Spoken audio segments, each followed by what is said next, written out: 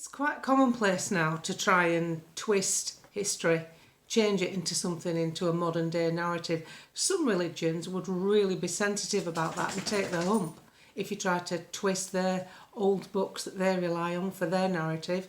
Yet here we have Bear Grylls, a Christian, a popular survivalist who can tell you which berries are poisonous and start a fire with sticks, telling us that in a video he's done on his Twitter page, got 1.4 million followers, that that Mary and Joseph were two refugees from Palestine.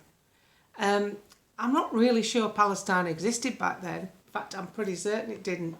I'm not sure you can interpret them as refugees, because thankfully on Twitter community notes can be added, and a person, whoever they are, has put a community note saying actually they were on their way to take part in a census, because in those days that area was ruled by the Romans and King Herod was there, and they had to take part in a census because, I'll read you the community note. The note says they were not refugees. Caesar Augustus issued a decree that a census should be taken. Joseph and Mary travelled to Judea, to the town of Bethlehem, the town of David, because Joseph belonged to the house of David. Judea was ruled by King Herod under the Roman Empire. So they've cleared that up. So I sort of decided to clear it up myself a bit as well. So I tagged him and wrote back to Bear. Dear Bear, stick to making soup from tree bark and using your own toenails for spearheads. Whilst you're versed in which berries are poisonous and using maggots to clean wounds, making shelter from fibrous jungle foliage and sucking on locusts for nourishment, your knowledge of the biblical Middle East is somewhat sketchy.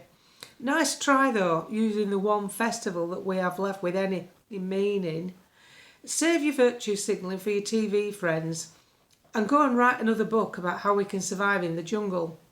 Most people would just be happy to queue jump at Sainsbury's and seek shelter in a cosy pub with a landlady with voluptuous tits and a darts team. We're not old Tarzan, Stop preaching and twisting the narrative. Sod it. Why not? These people do this.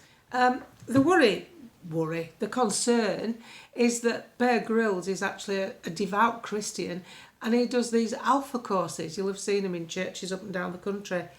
So he's in control of, putting a narrative out, isn't he? To people. People are listening to him. 1.4 million followers. Decent bloke. Made his name by being a survivalist. His sister's actually a friend of mine through the freedom movement. She doesn't think about things the way Bear doesn't get involved politically. But I just thought at this time of year, can't we just give it a rest?